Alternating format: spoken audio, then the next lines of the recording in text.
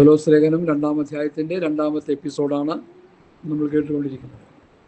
അപ്പം നമ്മളൊരു കാര്യം മനസ്സിലാക്കേണ്ടത്, വിശുദ്ധി എന്ത് അശുദ്ധി എന്ത് നമ്മൾ നന്നായിട്ട് മനസ്സിലാക്കണം. മലിനമേത് മലിനമല്ലാത്തത് ഏത് എന്ന് നന്നായിട്ട് മനസ്സിലാക്കണം. ഇതൊന്നും മനസ്സിലാക്കാൻ കഴിയാതെ നമ്മൾ മുമ്പോട്ട് പോയാൽ അപകടത്തിൽ ചെന്നയാളും. സ്തോത്രം. യെഹെസ്കേൽ പ്രവാചകന്റെ പുസ്തകത്തിൽ ആ ഭാഗത്തെക്കുറിച്ച് പ്രതിപാദിക്കുന്ന ഒരു ഭാഗമുണ്ട്. അത് ഞാനൊന്ന് വാച്ച് ചെയ്യാനായിട്ട് സ്തോത്രം ശ്രദ്ധിക്കുക ഒന്ന് നോക്കുകയാണ്. മലിനവും നിർമ്മലിനവും തമ്മിൽ വേർതിരിച്ചു കൊടുക്കണം ജനത്തിന്. കേൾക്കുന്നതൊക്കെ വെട്ടി വിഴുങ്ങുന്നതല്ല ക്രിസ്തീയ ജീവിതം, ശുശ്രൂഷ. വിശുദ്ധമായത് അശുദ്ധമായത് എന്തെന്ന് വചനത്തിലൂടെ എടുത്ത് കൊടുക്കണം അവർക്ക്. സ്തോത്രം. വചനത്തിലൂടെ ആ കാര്യങ്ങൾ അവർ മനസ്സിലാക്കി എടുക്കണം. ഞാനത് വായിക്കുന്നു. യെഹെസ്കേൽ പ്രവാചകന്റെ പുസ്തകം 22-ാം അധ്യായം. അതിലെ പുരോഹിതന്മാരെൻ്റെ ന്യായപ്രമാണത്തോട് ദ്രോഹം ചെയ്ത്, യഹൂദ പുരോഹിതന്മാരെ കുറിച്ച് പറയാണ് കേട്ടോ, എൻ്റെ വിശുദ്ധ വസ്തുക്കളെ അശുദ്ധമാക്കുന്നു. അവർ ശുദ്ധവും അശുദ്ധവും തമ്മിൽ വേർതിരിക്കുന്നില്ല. യെഹെസ്കേൽ 22-ന്റെ 26-ാം വാക്യം മുതലാണ് ഞാൻ വായിക്കുന്നത്. അതിലെ പുരോഹിതന്മാർ എൻ്റെ ന്യായപ്രമാണത്തോട് ദ്രോഹം ചെയ്ത് എൻ്റെ വിശുദ്ധ വസ്തുക്കളെ അശുദ്ധമാക്കുന്നു. അവർ ശുദ്ധവും അശുദ്ധവും തമ്മിൽ വേർതിരിക്കുന്നില്ല. മലിനവും നിർമ്മലവും തമ്മിൽ ഭേദം കാണിച്ചു കൊടുക്കുന്നില്ല. ഞാൻ അവരുടെ മധ്യേ അശുദ്ധനായി ഭവിക്കത്തക്കവണ്ണം അവരുടെ ശബ്ദങ്ങളെ നോക്കാതെ കണ്ടു മറച്ചു കളയുന്നു.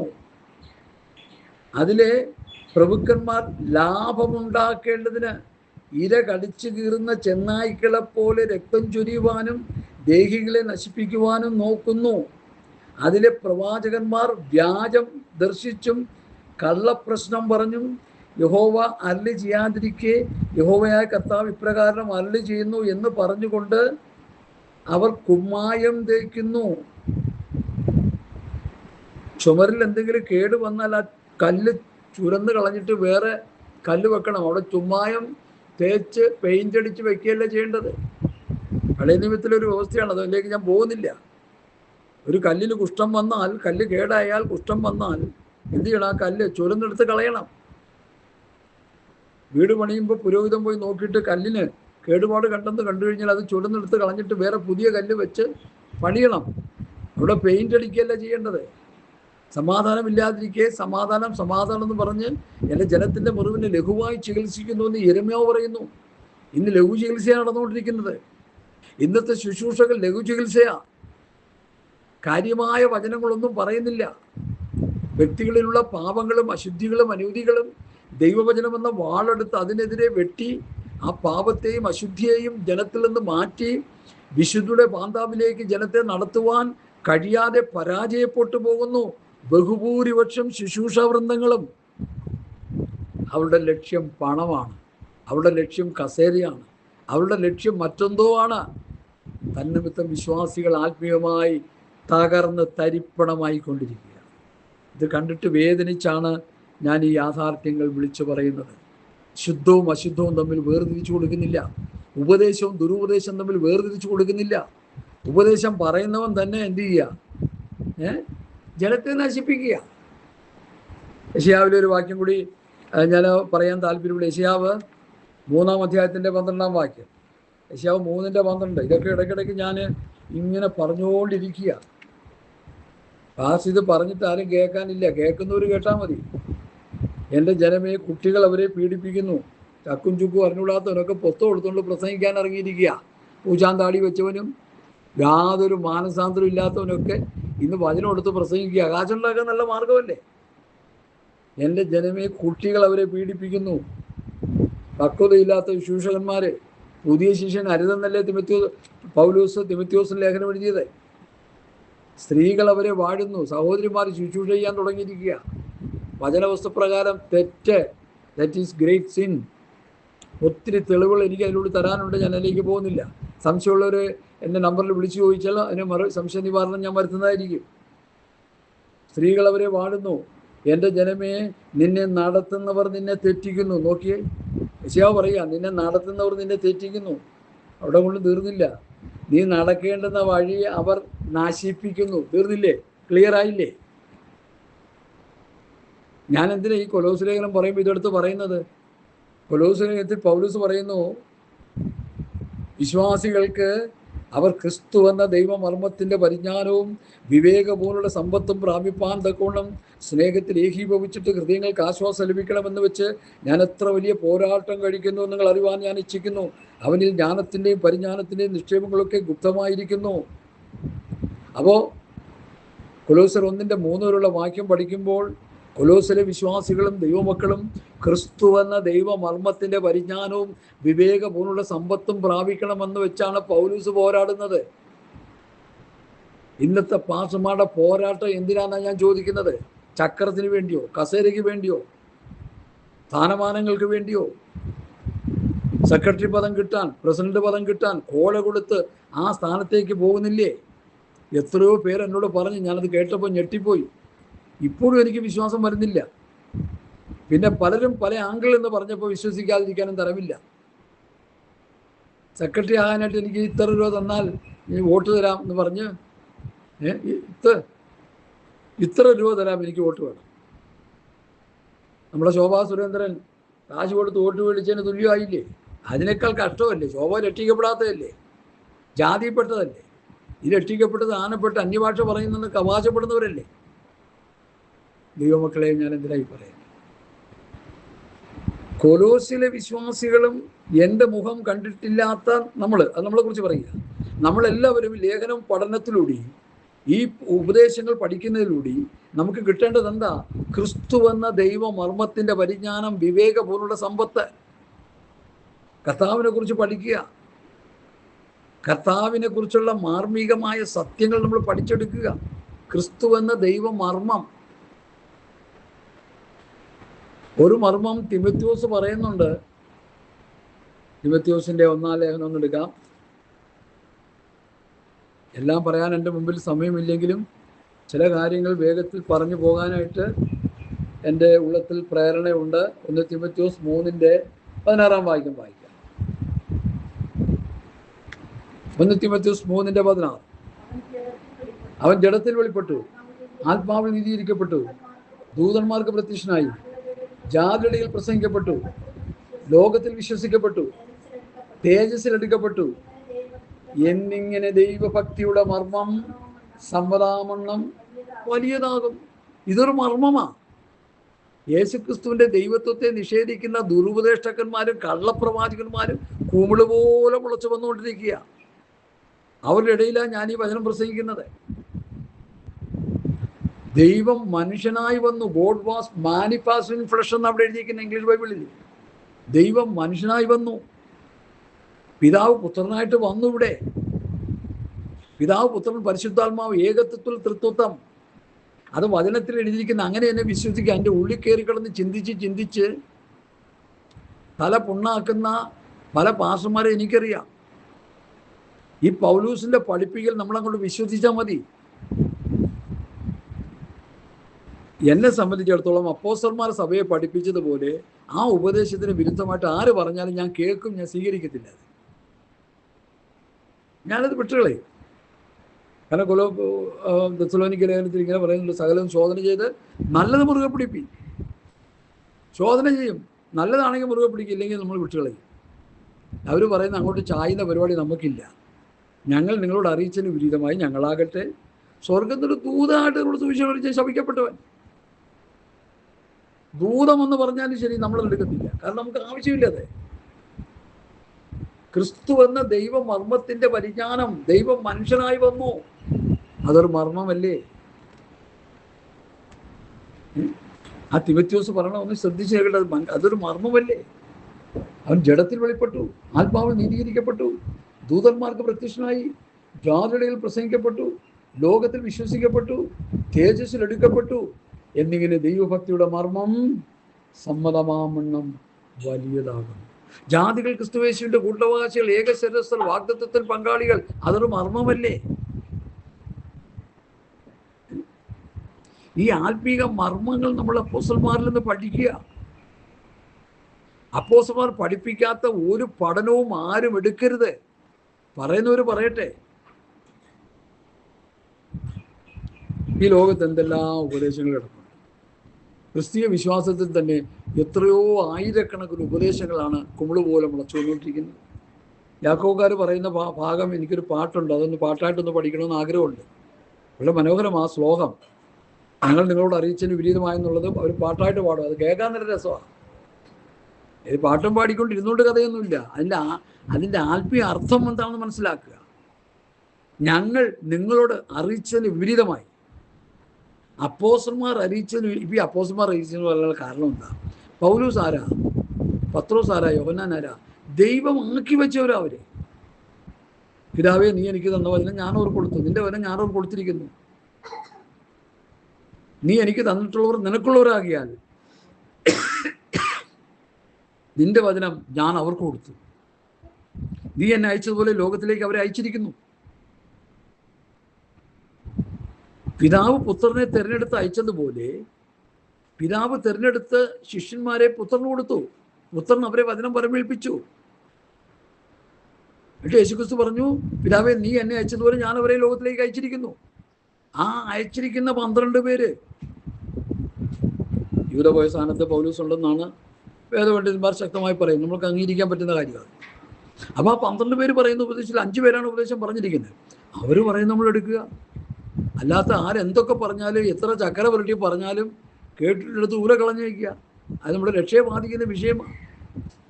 എന്നോട് പലരും പലതുമൊക്കെ പറയാറുണ്ട്. ഞാനത് കേട്ടിട്ട് സ്വീകാര്യമായിട്ട് എടുക്കും, മറ്റതൊക്കെ എടുത്ത് അങ്ങ് ദൂരെ കളയും. കാരണം അപ്പോസ്തലന്മാർ പറഞ്ഞു വെച്ചിരിക്കുന്ന അപ്പുറം നമ്മൾ ആരും പറഞ്ഞാലും എടുക്കരുത്. സ്തോത്രം. ഗലാത്യർ 1:1 പിതാവാം ദൈവത്താലും യേശുക്രിസ്തുവിനാലും അപ്പോസ്തലനായി നിയമിക്കപ്പെട്ടവൻ. ദൈവം നിയമിച്ചു വെച്ച, പിതാവും പുത്രനും ചേർന്ന് നിയമിച്ചു വെച്ച അപ്പോസ്തലന്മാർ തരുന്ന ഉപദേശത്തിനെതിരെ ആരെന്ത് പറഞ്ഞാലും നമ്മളത് എടുക്കരുത്. എത്ര ചക്കര പുരട്ടി തന്നാലും എത്ര തേൻ പുരട്ടി തന്നാലും അതെടുക്കരുത്. എടുത്താൽ നമ്മുടെ നിത്യതയെ ബാധിക്കും. ഇതൊരു മുന്നറിയിപ്പാണ്. സ്തോത്രം. ടൈറ്റാനിക്കിന് ഒരു മുന്നറിയിപ്പ് കൊടുത്തു. ആരെ? ടൈറ്റാനിക്കിന് മുന്നറിയിപ്പ് കൊടുത്തു. മഞ്ഞുമല വരുന്നു, മഞ്ഞുമല വരുന്നു.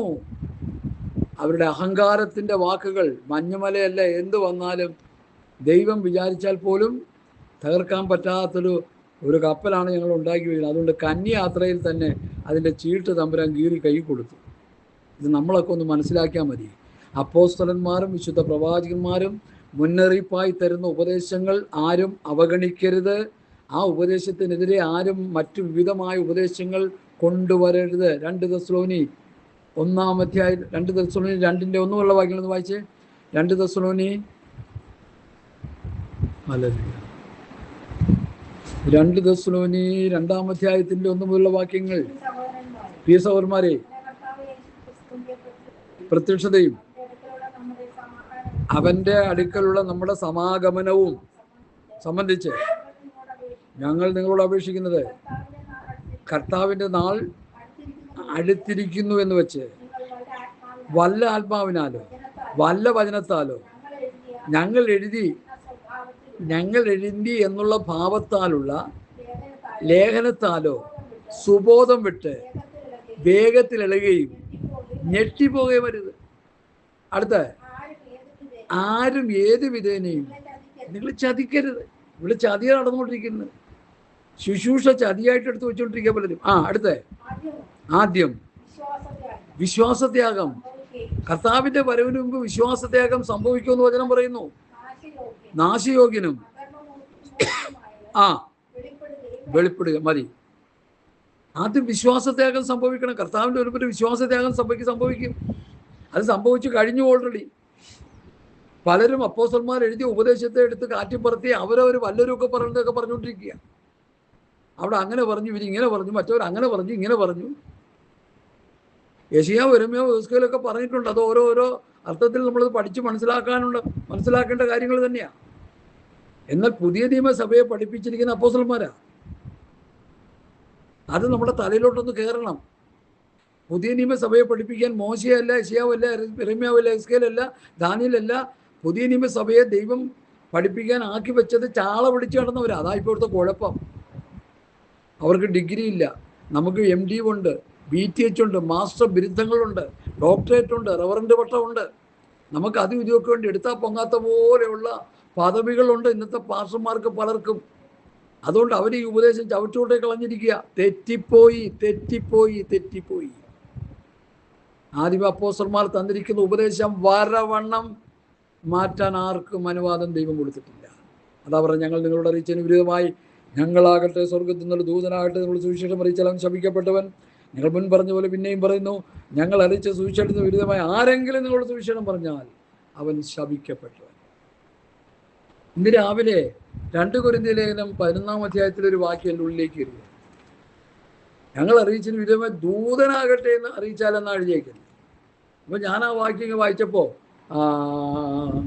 2 കൊരിന്ത്യർ ലേഖനം 11-ാം അധ്യായത്തിൽ പൗലോസ് പറയുന്നുണ്ട്, എന്താണ്? ഞാൻ ക്രിസ്തു എന്ന ഏകപുരുഷന് നിങ്ങളെ നിർമ്മല അന്വേഷിപ്പാൻ നിശ്ചയം ചെയ്തിരിക്കുന്നു.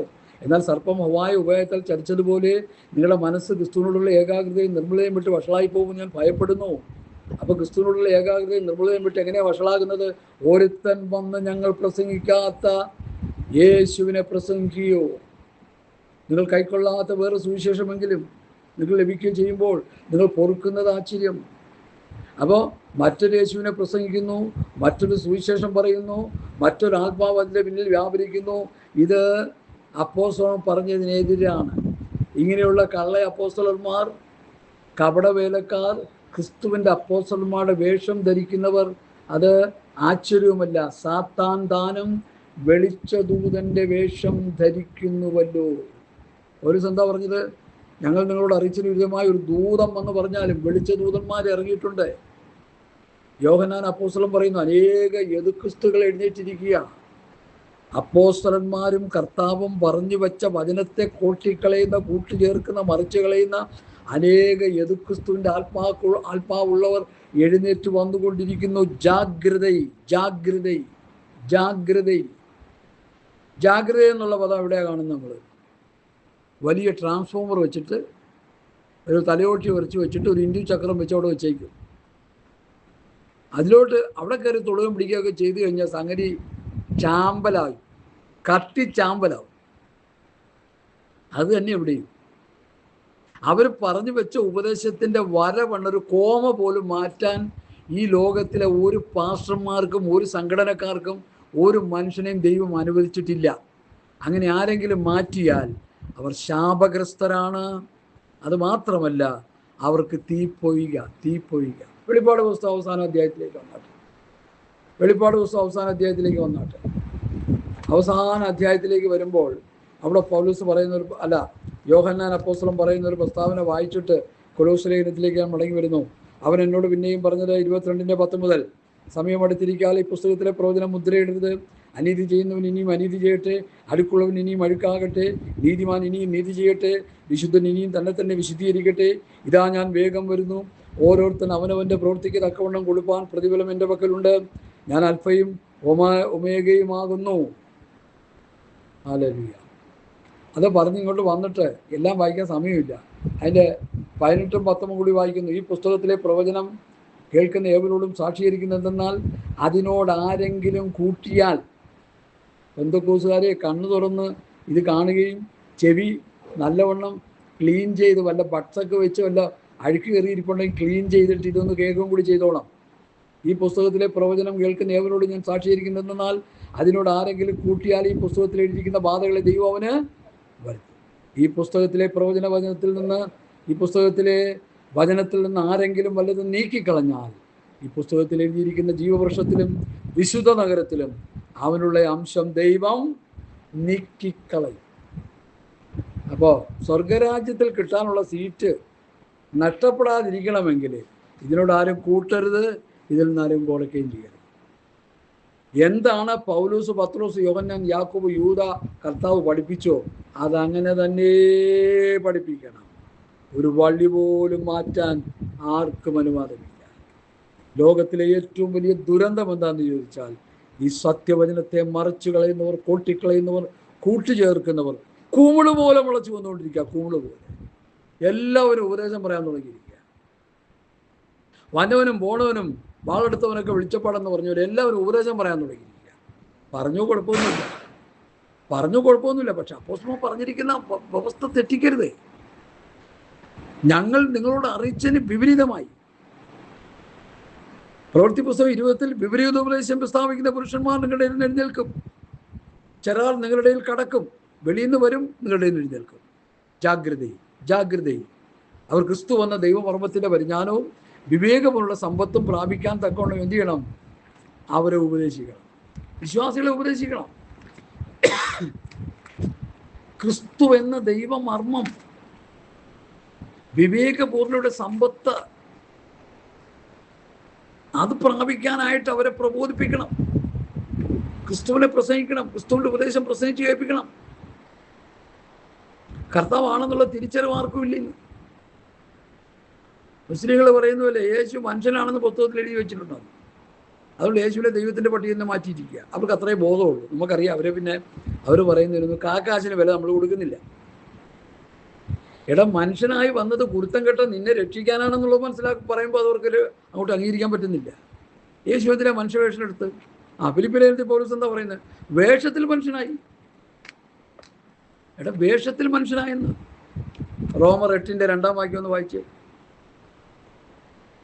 ഇതിനേക്കാൾ ശക്തമായ പ്രബോധനങ്ങൾ എവിടെ കിട്ടുന്നത്? റോമർ 8:2 വ്യക്തമായി പറയുന്നുണ്ട് എന്തിനാ യേശു മനുഷ്യനായി വന്നെന്ന്. അതുകൊണ്ട് ക്രിസ്തു എന്ന ദൈവമർമ്മത്തിന്റെ പരിജ്ഞാനം നമ്മൾ പഠിപ്പിക്കണം സഭയെ. അതിപ്പോ ഈ ലേഖനങ്ങളിലൂടെ തന്നെ പഠിപ്പിക്കണം. വേറെ ഒന്നും അത് കിട്ടത്തില്ല. ജീവന്റെ ആത്മാവിന്റെ പ്രമാണം. അവിടെ 2 പ്രമാണത്തെ കുറിച്ച് പറയാം. ജീവന്റെ ആത്മാവിന്റെ പ്രമാണം, അത് ഞാനോട് സംസാരിച്ച വചനങ്ങൾ ആത്മാവും ജീവനുമാകുന്നു. യോഹന്നാൻ 6:63. അപ്പൊ ജീവന്റെ ആത്മാവിന്റെ പ്രമാണം കർത്താവ് പറഞ്ഞ പ്രമാണം. അടുത്ത് പാപത്തിന്റെ മരണത്തിന്റെ പ്രമാണം, ന്യായപ്രമാണം. പാപത്തിന്റെ മരണത്തിന്റെ പ്രമാണത്തിൽ നിന്ന് ക്രിസ്തുയേശുവിൽ നമുക്ക് സ്വാതന്ത്ര്യം വരുത്തി. അടുത്ത് ജഡത്താലുള്ള ബലഹീനത നിമിത്തം ന്യായപ്രമാണത്തിന് കഴിയാത്തതിനെ സാധിക്കുവാൻ ദൈവം തന്റെ പുത്രനെ പാപജഡത്തിന്റെ സാദൃശ്യത്തിലയച്ചു, പാപനിമിത്തം അയച്ചു. ഇത് ആത്മീക കണ്ണുള്ളവർക്കേ കാണാൻ പറ്റത്തുള്ളൂ. ജഡീക കണ്ണുള്ളവർക്ക് ഇത് കാണാൻ പറ്റത്തില്ല.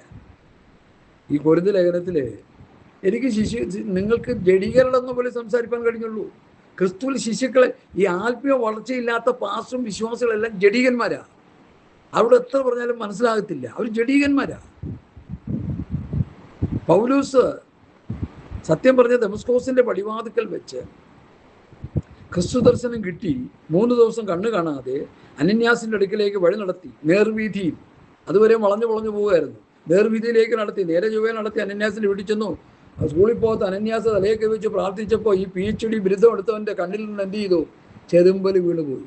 ഇന്ന് അനേക PhD എടുത്തവരും ഡോക്ടർമാരും റവറന്മാരുടെ കണ്ണിൽ ചെതുമ്പലിരിക്കുക. ചെതുമ്പല് പോകണം. പോയിക്കഴിഞ്ഞാലേ ക്രിസ്തു ആരാണെന്ന് മനസ്സിലാകത്തുള്ളൂ. ജ്ഞാനത്തിൻ്റെയും അറിവിൻ്റെയും പരിജ്ഞാനത്തിൻ്റെയും ഒക്കെ ചെതുമ്പൽ കയറിയിരിക്കുക. ചെതുമ്പലിരിക്കുന്നതുകൊണ്ട് യേശു ക്രിസ്തുവിനെ കുറിച്ച് അവൻ മനുഷ്യനാണെന്നും അതാണെന്നും ഇതാണെന്നൊക്കെ പറഞ്ഞുകൊണ്ടിരിക്കുക. പിച്ചും പേരും വിളിച്ച് പറഞ്ഞുകൊണ്ടിരിക്കുക.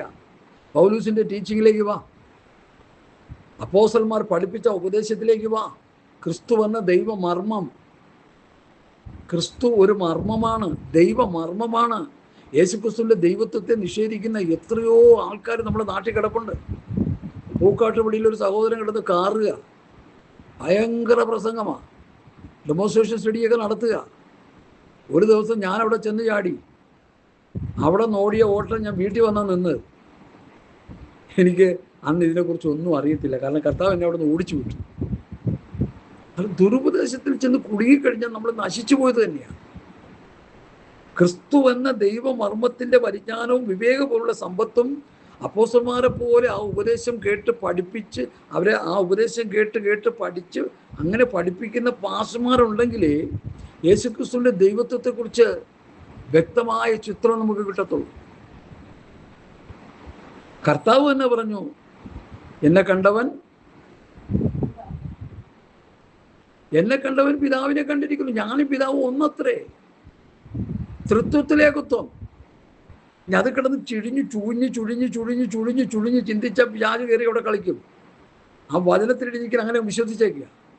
വചനം അങ്ങനെ തന്നെ വിശ്വസിച്ചേക്കുക, അത്രേ ഉള്ളൂ.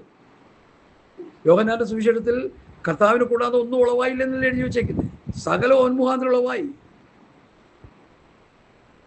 ഞാൻ യേശുക്രിസ്തുവിന്റെ ദൈവത്വത്തെ തെളിയിക്കാനല്ല ഇപ്പൊ ഇരിക്കുന്നത്. ഇതിൻ്റെ ഇടയ്ക്ക് വിഷയം കയറി വന്നുകൊണ്ട് ഞാൻ പറഞ്ഞതേ ഉള്ളൂ.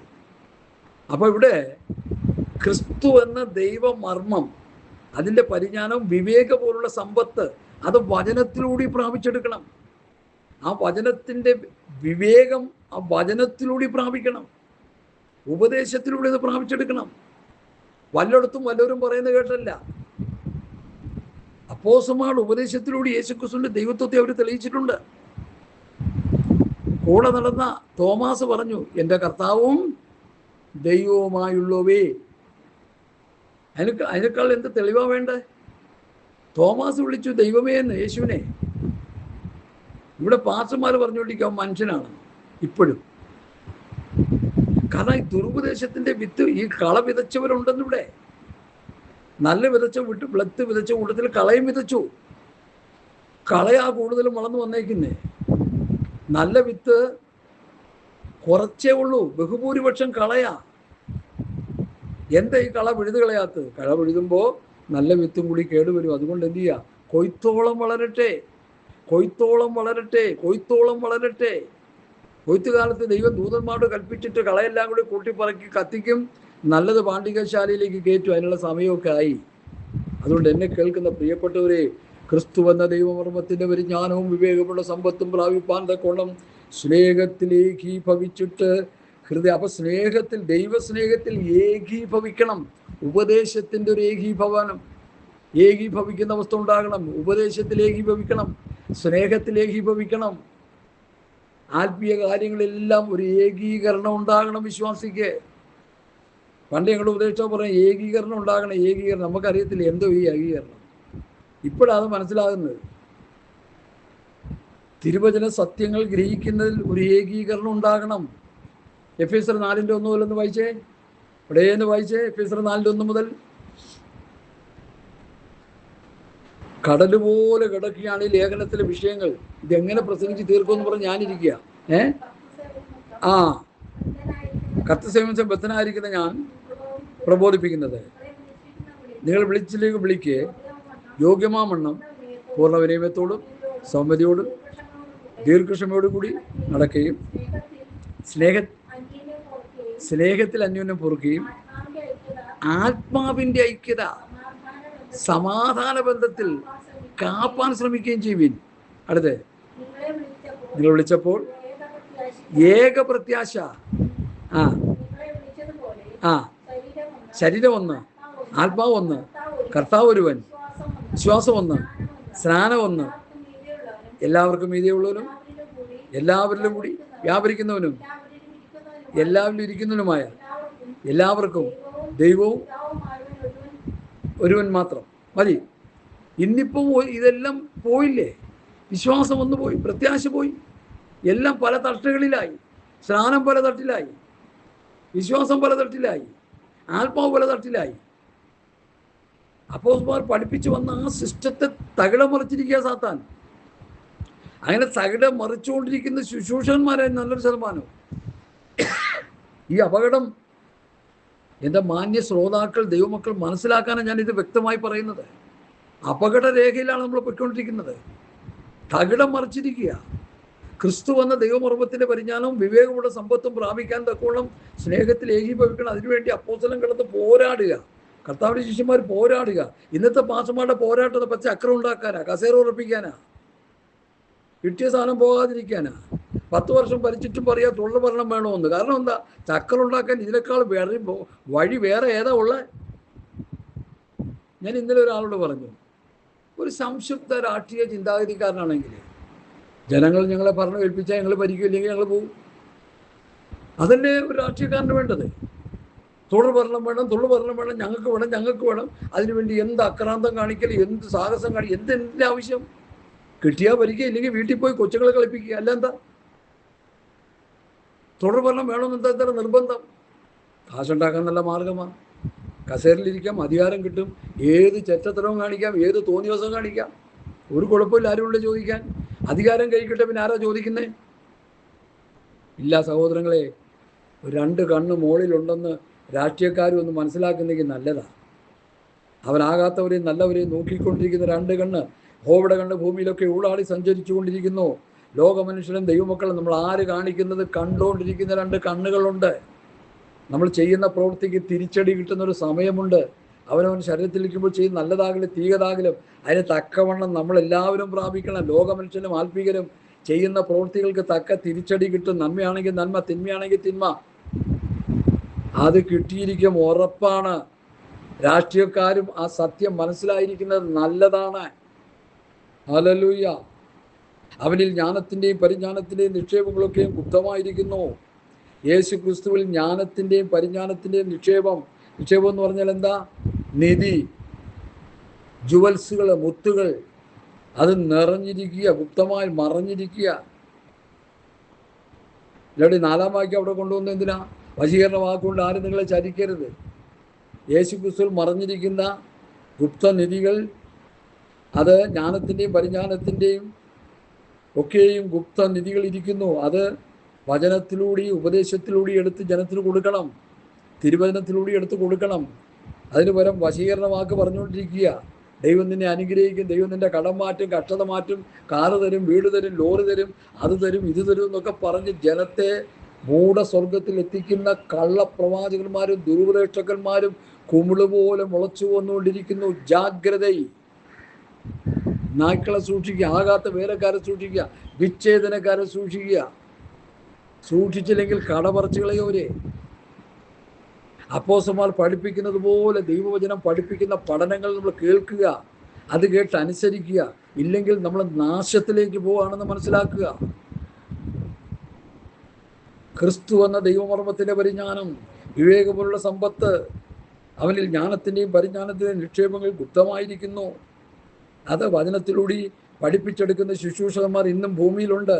അവർ പറയുന്ന ഉപദേശം കേൾക്കുക. അല്ലാതെ വശീകരണ വാക്കുകൾ കേട്ട് പോയാൽ എന്ത് പറ്റും? ചതിയിൽപ്പെടും. സർപ്പം അവ്വായ ഉഭയത്തെ ചതിച്ചതുപോലെ ചതിയിൽ ചെന്നുപെടും. ഇന്ന് അനേകർ ചതിയിൽ പെട്ടിരിക്കുക. കള്ളപ്രവാചകന്മാരുടെയും ദുരുപദേഷ്ടകന്മാരുടെയും ചതിയുടെ ഉപദേശം കേട്ട് ചതിയിൽ കിടക്കുക. അവരെ രക്ഷിച്ചെടുക്കാൻ പാടാണ്. ഹല്ലേലൂയ.